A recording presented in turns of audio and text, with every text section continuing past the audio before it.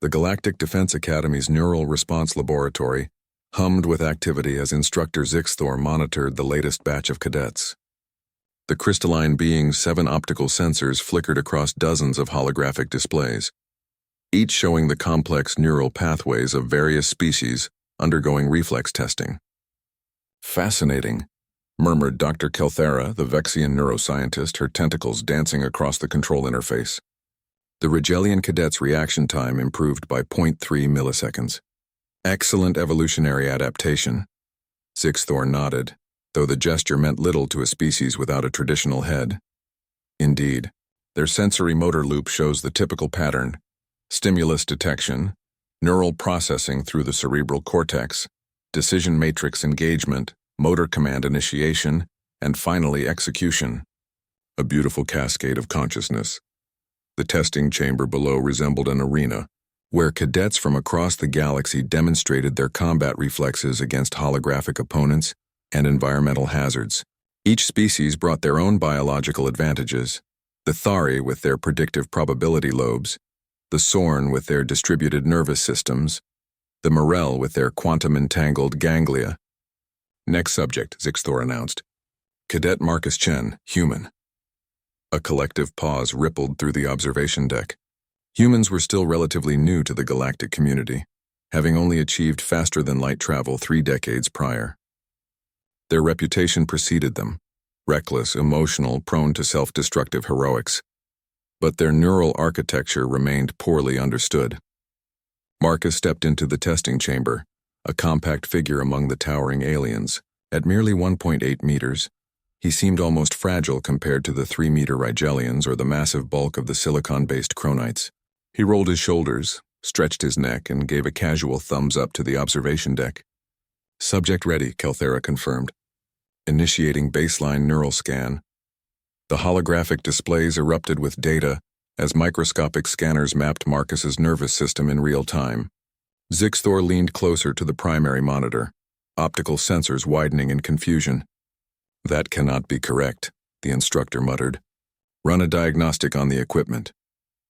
"Equipment functioning at optimal parameters," Kelthera replied, her own confusion evident in the violet flush spreading across her dermis. "The readings are accurate, sir." What they observed defied everything they understood about sentient neurology.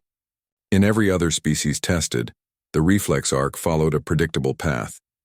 Sensory neurons carried signals to the brain processed and decided, motor neurons executed the response. Even the fastest species showed this multi-stage cascade, a symphony of electrical impulses bouncing through biological circuits. Marcus's neural pattern was different. Disturbingly different. "Begin the combat scenario," Zixthor ordered, uncertainty creeping into his translated voice. The chamber transformed. Holographic enemies materialized: armed combatants, automated turrets, explosive hazards. The simulation was designed to be overwhelming, to push cadets beyond their conscious ability to process and into pure instinct. Marcus moved, but calling it movement seemed inadequate. The human flowed through the scenario like water finding its path, like a chemical reaction achieving its inevitable conclusion.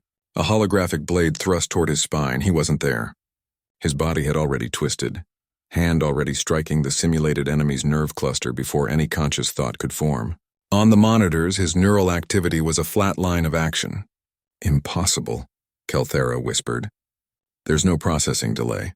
Stimulus and response are occurring simultaneously." "Not simultaneously," Zixthor corrected, zooming in on the data streams. "The response is occurring before the stimulus reaches his higher brain functions. His spinal cord is making decisions independently." Marcus dodged plasma fire, the bolts seeming to miss by prescient margins. He rolled under a swinging blade, came up with a captured weapon, fired 3 shots into critical points before his visual cortex had fully rendered the targets. His body knew what to do before his brain knew what was happening. A Thari cadet in the observation deck chittered nervously. "Is he even conscious? Is something controlling him?" "He's fully conscious," Kelthera confirmed, studying the cortical readings. "His higher brain functions are active. He's thinking, processing, planning. But his body isn't waiting for permission. Look here. His motor actions are triggering microseconds after sensory detection, bypassing the decision-making centers entirely." The simulation intensified. 50 holographic enemies, environmental hazards, multi-vector attacks designed to overwhelm any single combatant. Standard protocol dictated retreat, calling for backup, tactical withdrawal to defensible positions. Marcus grinned. That smile sent a chill through every observer. It wasn't the expression of someone fighting for survival. It was the look of someone enjoying a challenge, of a predator recognizing worthy prey. His fist broke through a holographic guard's defense before the enemy's attack had fully committed. His leg sweep connected with another attacker, whose position Marcus couldn't possibly have seen. He moved like he was reading the future, but the neural scans showed something more terrifying. He was simply acting without the burden of thought.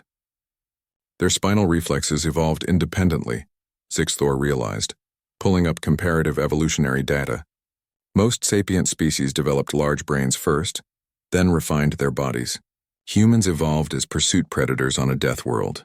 Their bodies learned to survive before their minds learned to think. They're not choosing to act quickly, Kelthera added, her tentacles trembling with something between fear and awe. They're choosing not to act. Their default state is immediate response. Consciousness is the brake, not the accelerator.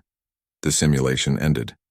Marcus stood among the flickering remnants of defeated holograms, breathing hard but unmarked. The chamber fell silent. Time to completion, 47 seconds, the computer announced. Previous record, 2 minutes, 18 seconds. Marcus looked up at the observation deck, still smiling. How'd I do?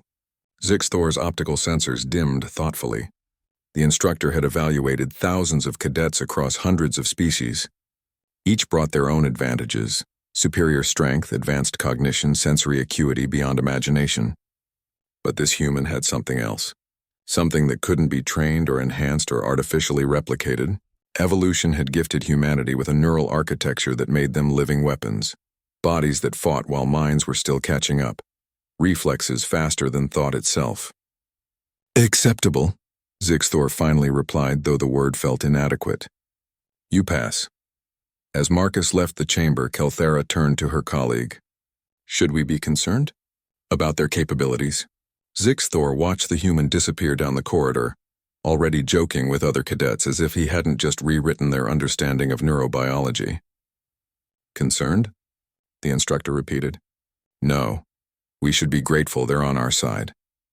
On the monitors, Marcus's neural pattern remained displayed, that terrifying flat line where thought and action merged into one. In the vast complexity of galactic civilization, where species prided themselves on superior intellect and advanced cognition, humans had brought something primal and unstoppable.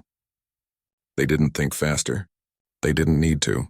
Their bodies remembered what their minds had long forgotten. That sometimes survival belonged not to those who thought the quickest, but to those who acted before thinking was even an option. In the cosmic arena, humanity had arrived, and they were already moving.